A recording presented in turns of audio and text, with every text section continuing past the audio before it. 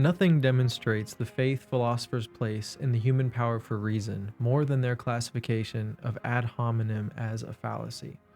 Ad hominem, from the Latin for toward the man, describes an attack not against the argument of the interlocutor, but against the interlocutor himself.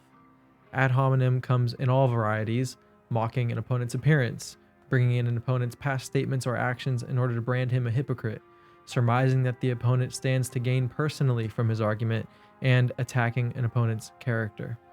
In each of these cases, the opponent's argument is being ignored, with the entire force of the attack being directed toward the messenger of that argument instead. Of course, this is widely understood to be a no-no. Like a piece of old European war etiquette, any respected debater knows not to cross the ad hominem boundary. In mature argumentation, we are taught reason must always rule alone. Debaters on the edgier side may include some tongue-in-cheek language and an occasional jab, but the substance of their argument never strays too far from strict logical reasoning, at least not as long as they want to be taken seriously. We can thank the logicians for much of this, as over the years they have formalized much of the rules of engagement for intellectual debate. The idea, of course, is that regardless of who makes the argument, a good argument is a good argument and a bad argument is a bad argument on purely logical grounds. Even the worst person you know can make a good point and vice versa, and attacking him rather than his argument is seen as a distraction from the real substance of the argument. And on an ethical level, ad hominem is typically viewed with disgust as an ignoble, immature, cowardly abomination of our elevated capacity for civil disagreement. But I want to know, what is our error theory here? Or in other words, if ad hominem is so wrong, why does it feel so right to so many of us on a visceral level? Are we to feel satisfied with the view that ad hominem is merely a vestige of a more uncivilized time, a flatly evil impulse arising from our fallen nature? In this essay, I wish to contend that there is something gripping and satisfying about ad hominem precisely because there is something true about it. And from a certain epistemological viewpoint, one developed out of our classical philosophical history, we can find a basis for at least some kinds of ad hominem to be valid and meaningful contributions to an intellectual debate. In other words, at least in some circumstances, ad hominem is not a fallacy.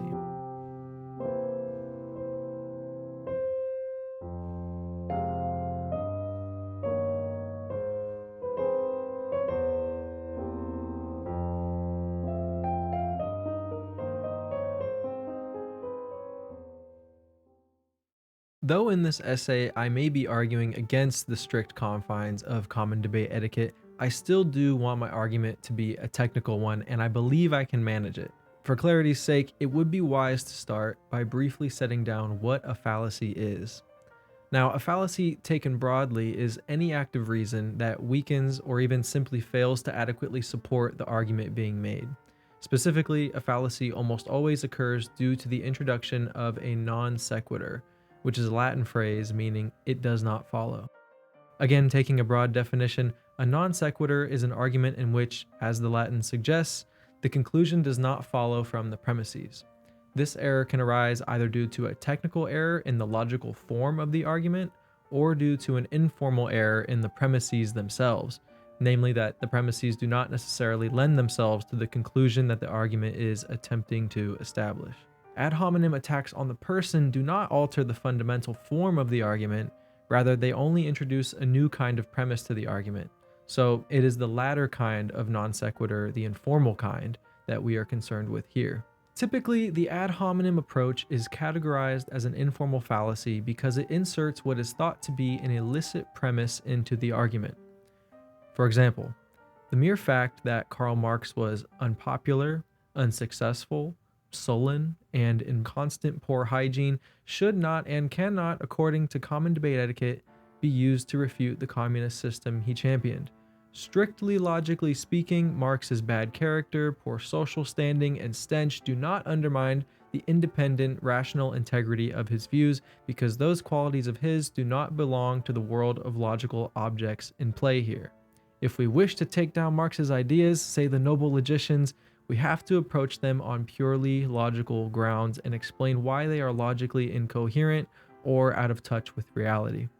There is no necessary logical connection between body odor and bad ideas, they say, and so to suppose that Marx's funk should invalidate his ideology would be an exercise in fallacious thinking. This is how fallacies have been understood for thousands of years, and this understanding seems to almost be part and parcel of the entire Western tradition of philosophy. From the ancients to the moderns, as long as there has been philosophy, there has been an emphasis on the logical and a taboo of the personal in debates. But even within this rich tradition, there are instances where the personal has become a real theme. We now turn to Pascal, who, as perhaps the climax of classical Christian philosophy, brought out this theme most clearly and usefully for our purposes here. In order to construct an apology for the ad hominem, we will consult 17th century French philosopher Blaise Pascal, whose own apology for Christianity, the Pensée, lays out much of the groundwork for how we can begin to understand ad hominem's proper place in intellectual argumentation. This is because he, perhaps more than any other philosopher in Western history, understands the deep and complex connection between the will and the intellect. Unfortunately for us, Pascal wrote almost exclusively in fragments, and the first fragment we will examine is his most commonly misunderstood. This is fragment S680/L418, known commonly as Pascal's wager or simply the wager fragment. The substance of Pascal's argument here is a conversation for another day, as there is much in the way of common misconception to address there, but Pascal's broader epistemological approach throughout the wager is what will be of interest and of use to us here. The fragment follows two interlocutors, a Christian and a non-believer, in a short debate about the rationality of believing in God. Let's fast forward to the climax of the discussion.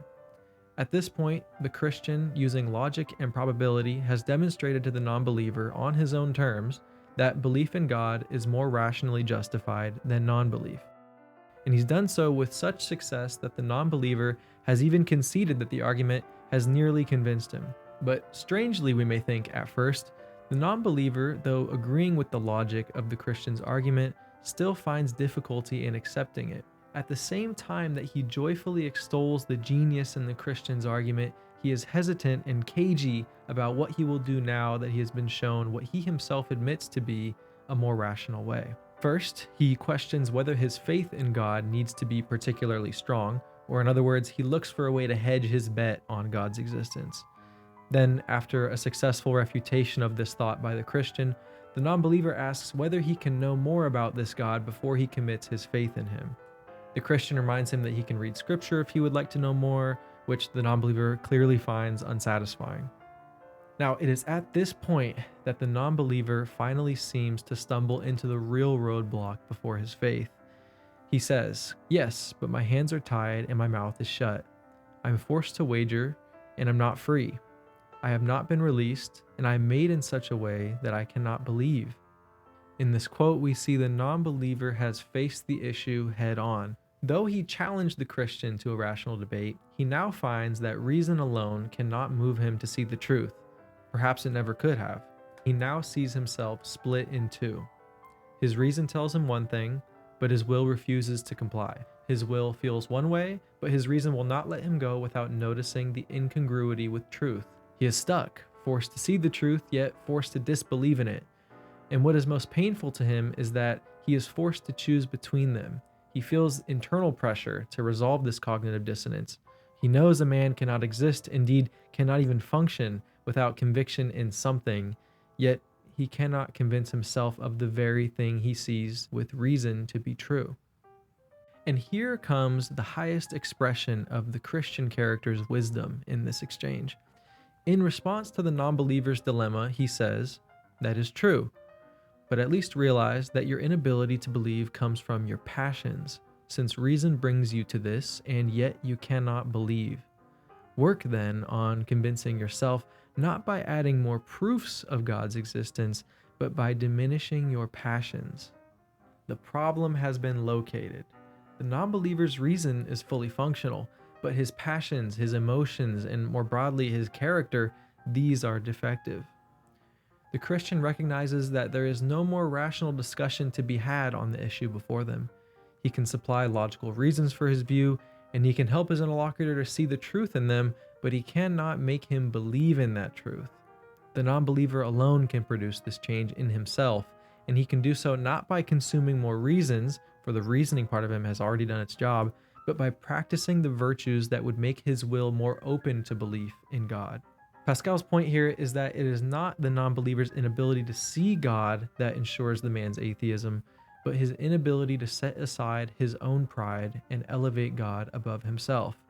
This is an issue of character, not stupidity, and issues of character can only be solved by willing oneself to change. But a challenge immediately presents itself from this revelation. If a truth can only be believed by one who has a well-developed character, that is, a good will, tempered passions, and the rest, how can someone with an immature character ever develop a better one? As we see in Pascal's example, the non-believer only sees the truth in a muddied way, but he is unable to fully take it up as true precisely because he lacks the good character and will to do so. We may wish for an easy cure to this, but Pascal thinks none exists. You would like to find faith and do not know the way? You would like to be cured of unbelief and ask for remedies?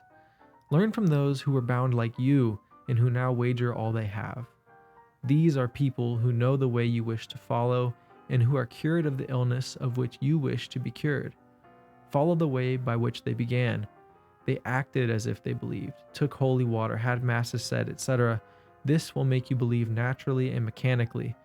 Now what harm will come to you by taking this side? You will be faithful, honest, humble, grateful, generous, a sincere, true friend. Certainly you will not be taken by unhealthy pleasures, by glory, and by luxury. But will you not have others? This is all to say, if one wants to experience truth more fully, he must will himself, finding motivation in whatever small share of the truth he can see now to improve his character and temper his passions, until his will no longer rejects the truth and allows him to embrace it. This may seem like a strange idea, that the human person could be so split within himself, one part of him catching a glimpse of the truth while the other resists it with all its force. But this idea is one woven into the very fabric of the Christian thought for which Pascal is offering an apology. The psychic split here is a microcosm of the unique and radical claim Christianity makes about human nature. Man was created in the image and likeness of God, forever bearing that image, but tragically separated from the full expression of God's likeness after the fall. We maintain God's image through our still possessing reason and free will, but we lack in God's likeness insofar as we fail to use our powers for reason and free will to live with virtue and in communion with God.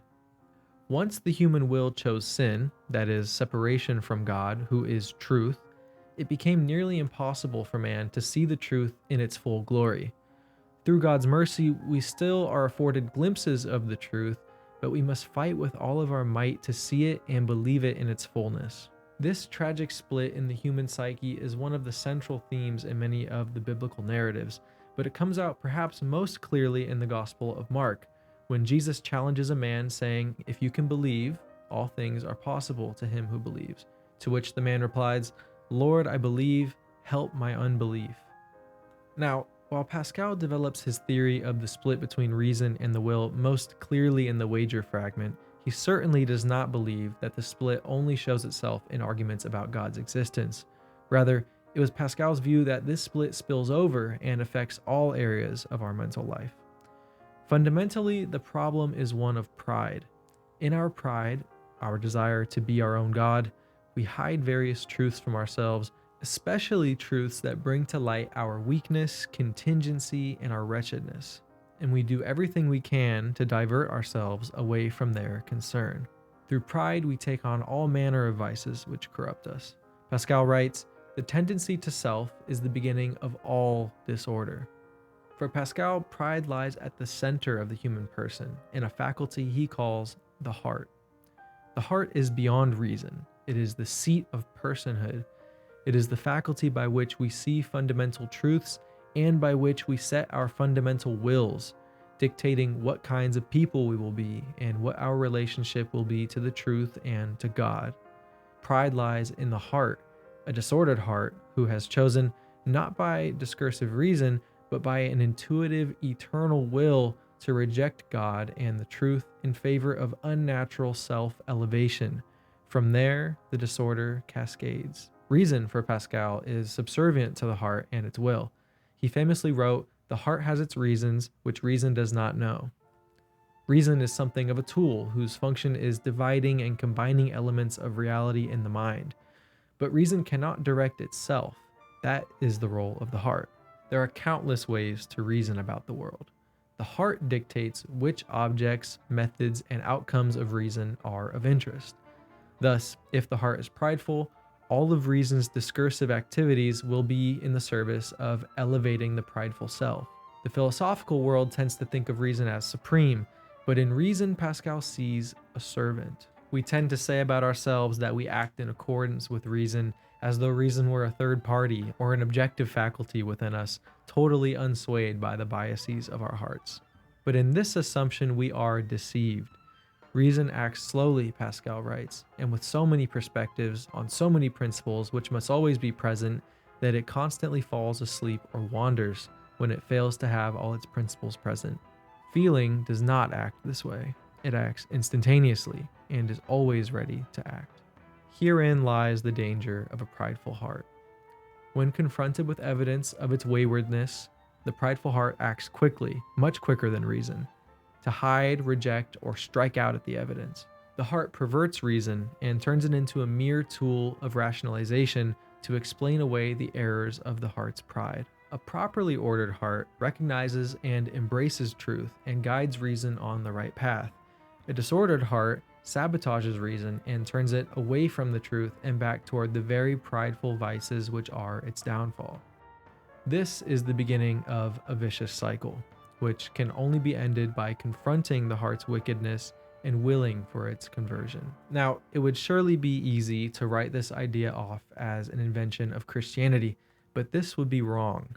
The idea of a split within the self was not foreign at all to the ancient pagan philosophers. Aristotle, more than anyone else of his epoch, was struck by this fundamental split in the human psyche. He even warns at the outset of the Nicomachean Ethics about the dangers in trying to teach moral philosophy to young people, as their immature character and passionate disposition will hide the truth from them, or worse, distort it. He writes that, to be a competent student of what is right and just, and of politics generally, one must first have received a proper upbringing in moral conduct. The acceptance of a fact as a fact is the starting point, and if this is sufficiently clear, there will be no further need to ask why it is so. Aristotle has made a strikingly similar observation to Pascal here. Without a solid ethical foundation, one cannot see the truth in its fullness. This leads him to develop his theory of moral strength and moral weakness, which describe the degree to which one is successful at forcing himself to act in accordance with what his reason takes to be true. Lacking a personal God and an origin story for human fallenness, Aristotle's understanding of the split may lack some depth compared to that of Pascal. However, he remained convinced that somehow truth is available to us all to some degree. Even if we can see only the most fundamental truths, and even if we see them only in a very murky way, by a natural gift of reason, he says, we can always catch a glimpse of what is truly good. And thus, there is always some hope that one day we can make correct judgments. So we see a parallel between the accounts in Aristotle and Pascal. Aristotle offers a naturalistic view of our psychic split, while Pascal delivers a more developed theological understanding of the split. What they share in common is the fundamental view that, as 20th century French philosopher Etienne Gilson would come to put it, there is an ethical problem at the root of our philosophical difficulties, for men are most anxious to find truth, but very reluctant to accept it. This principle, along with the observation that it is the will and the bad character and distracting passions it cultivates that drives man's resistance to truth, will be a strong foundation for a defense of ad hominem in the following section. Recall that ad hominem is considered fallacious because personal insults are thought to be irrelevant to the logic of one's argument. The aim of this section is to show that personal insults may not be irrelevant at all. In fact, pointing out a man's faults may indeed be the most relevant factor in deconstructing his argument. Perhaps it's already becoming clear why this might be the case, but to show the point with clarity, let's return to Pascal.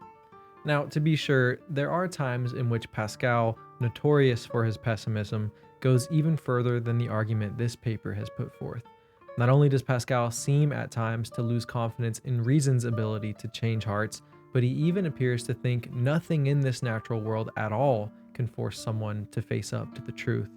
Speaking again elsewhere about non-believers, and especially those who are outright hostile to Christianity, Pascal remarks, "There is nothing to be said to them, not out of contempt, but because they have no common sense.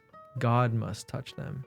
In this mood, we see Pascal holding back from sheer despair only on account of God's mercy. Perhaps the only hope that man has for becoming open to truth is for God to miraculously, by grace, inspire a change in him from within. Other times, though, Pascal shows himself to be a little more sanguine about the possibility of one's fellow man being able to be of some assistance to him in his conversion to truth. He writes, "We owe a great deal to those who point out faults, for they mortify us. They teach us that we have been despised. They do not prevent our being so in the future, for we have many other faults for which we may be despised. They prepare for us the exercise of correction and freedom from fault." Now, this quote comes directly after his wager fragment, so it's safe to assume that by pointing out faults, Pascal means something like what his Christian character has done for the non-believer in the foregoing dialogue. After failing to fully convince the non-believer through reason, the Christian finally takes a look at what's under the hood. He gives up on rational argumentation and instead opts for a personal criticism, and this proves to take the discussion to its deepest level. By revealing the character flaws of his interlocutor, the Christian diagnoses the problem with much more accuracy than mere reason ever could.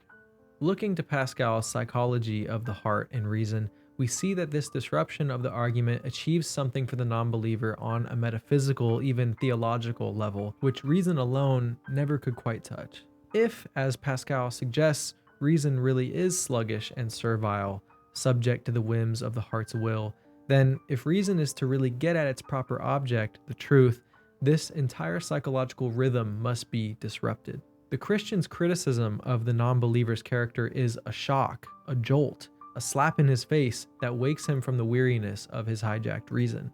His pride is brought out into the light in all its ugly horror, and he is forced to confront not merely an argument, but himself, and likely for the first time in a great while. His continual efforts to conceal his wretched, prideful interior from himself has been put on pause. He is given an opportunity to see the argument not as a mere logic game of premises and conclusions, but as a proxy for a truth that could, if he allows it, penetrate his very soul and bring him all the way up to God, the principle of his very being. Of course, whether this is in the non-believer's future is still up to him. Each man is still responsible for his own soul. But as Pascal says, the shock of being exposed on this level prepares the non-believer for correction, if he will only choose it. Again, we cannot force one another to change our hearts, but we can help to put one another in a position in which we are more likely to engage with that project of self-change seriously. And this is actually not entirely inconsistent with Pascal's thought in his more pessimistic moods, because even in this case, God's grace is still necessary to help us see our wretched hearts with a greater sense of humility and openness to be changed. God's grace may be constantly, eternally flowing for us, but we only encounter it in moments. The sting of seeing oneself in all his wretchedness and pridefulness of heart is one of those moments in which we may finally see what God has been trying to show us. As long as we remain only in the realm of logic and arguments, the truth remains a game, a pastime to us. We must go deeper, and there is nothing deeper than the heart of the human person. Pascal's Christian character in the wager is a patient man. He waits for his interlocutor to encounter his own inner conflict before he points out the weak will and character flaws which have produced it. But Pascal elsewhere makes it clear that the uncovering of the malignities of our opponent's hearts is not something we merely stumble into. Instead, bringing the moral weakness and bad faith of our interlocutors into the light seems to be for Pascal just as valid and worthwhile a teaching point as a good logical argument. To see this claim in more depth, let us consult the following excerpt. Principles are felt, propositions are proved, all with certainty, though in different ways. And it is as useless and absurd for reason to demand from the heart proofs of its first principles before accepting them, as it would be for the heart to demand from reason an intuition of all demonstrated propositions before receiving them. This inability must serve then only to humble reason, which would want to be judge of everything, but not to attack our certainty, as if reason alone were capable of teaching us. But reason is, of course, not the only capable teacher for us. This is because we are not just calculators, we are human persons. Learning for us goes much deeper than discursive reason alone, and so there must be other teachers besides reason which can take us deeper. The very aim of encountering one another, and perhaps of our whole earthly existence together, is to confront our own wretchedness so that we may overcome it and be healed from it. This is what opens the door for ad hominem to be a helpful teacher. Again, ad hominem is commonly rejected on the grounds that it is irrelevant to the substance of logical argumentation, but on the contrary, we now see that if reason takes instruction from the heart, then to point out a faulty heart is highly relevant to the substance of the argument. In forcing one another to grapple with our own insufficiencies of character, we can help each other to see what is at the root of our deficiencies in argument, without aimlessly toiling in a sophistic logical dead end. As Pascal himself notes, we often find ourselves seemingly confined to reason, unable to get through to one another until God himself intervenes to show our interlocutors the truth that we see so clearly already. And while, again, for Pascal, the heart must always rely on God's grace to be given clear sight of the truth, perhaps we might now reconsider the role ad hominem can take in our disagreements. Far from being a cheap crowd pleaser aimed at tearing down an opponent for the sake of rhetorical victory, Pascal provides a foundation for ad hominem to be a serious tool in the belts of serious thinkers. It cuts through the noise, the facade. It saves time that would otherwise be spent on endless argument. It reveals the ugliness that so often causes our reasoning to go off course, rather than indulge reason and the disordered heart at its helm. It is not accidental when a preacher of death harbors death in his soul. It is not a coincidence that the dishonest hold resentment in their hearts. The stench of the person is often mimicked with perfect proportion by the stench of the argument. Those without friends will argue against friendship, the inferior will argue for equality, the insecure will argue for their own greatness, and the ignorant will argue for skepticism. In this fallen world, it is rare to find an honest argument. Though we hate to admit it, most activities of our minds are not appeals for truth, but rationalizations against it. To deal with such arguments as though they were serious is to burn precious time and cast pearls at swine. To engage with such arguments and call it philosophy is a subversive game and, in fact, the least philosophic part of our lives. It is a lie. We pretend these arguments are serious as an appeasement to madmen who think themselves kings and emperors, hoping that in doing so we might tame them and extinguish the worst effects of their underlying pride. But true philosophy must grapple with the truth, which either takes its seat or sees its expulsion in the human heart. The true philosopher, the wise one, recognizes that the condition of the possibility of reasoning philosophically is a heart open to receiving the truth. Accordingly, the true philosopher understands that ad hominem can be his most powerful tool. With it, he can expose the dysfunction at the heart of his interlocutor, achieving a truth more powerful than any reason alone could find. In using this tool, the philosopher takes his interlocutor off the opium of appeasement, reveals the pride and wretchedness behind the falsehoods, and helps everyone in attendance become better acquainted with the human condition. To be sure, there are limitations on this tool, and the true philosopher knows these as well. In the first place, he knows not every argument is deserving of such a severe approach. Although reason takes its instruction from the heart, surely reason may at times muse over small, insignificant topics, or perhaps over topics it is encountering for the first time, and reason should be allowed its freedom to do so without abuses against the person. To give reason this space is an exercise both in charity and prudence. The true philosopher remembers that ad hominem is a stinger, that its power rests in its shock and its novelty. To overuse it is to lose its effect, as an interlocutor entirely uninterested in anything of depth will understandably regard the attack as mean-spirited and its leveler as a grump. Secondly, the true philosopher recognizes the need for accuracy. Not just any ad hominem will do. In order to remain far from the realm of fallacy, the ad hominem must be relevant to the heart of the recipient and to his argument. Thus, the true philosopher refrains from gratuitous attacks on the unfortunate features of his opponent so long as he cannot link them to the bad argument. Many forms of ad hominem may indeed still work under this rule: attacks on character, on physical appearance, on association, on hypocrisies, on self-interest. So long as he can and indeed does link these undesirable features both to the argument and to the heart of his interlocutor, these may be fair play. Finally, the true philosopher stays on guard against misology, the hatred of arguments. The admissibility of ad hominem is not an indictment against reason. Rather, it is the proper acknowledgement of reason's dependence upon the heart. Reason's dependence does not imply its unimportance. The true philosopher still gives his arguments, and he still allows the interlocutors to give theirs. He still engages in the logical process, holding faith in reason's ability to reason about and arrive at truth. Ad hominem does not replace reason, it helps to ground reason when the heart has made reason's proper function impossible. Reason and the heart are symbiotic, not adversarial, and the true philosopher's use of both logical reasoning and ad hominem helps to maintain their natural relation. So, maybe now we can relax our embargo on ad hominem. It may be an uncomfortable tool, but with proper use, it is a worthwhile tool nonetheless. It helps us to remember that we as human persons go much deeper than our discursive reasoning. It reinforces a much more sophisticated understanding of our psychology, an understanding whose foundations lie in the ancient philosophers like Aristotle and whose theoretical peak is found in Pascal. Above all, it is a tool that may help us help one another in our common pursuit of the true, of the good, of inner peace, and of God.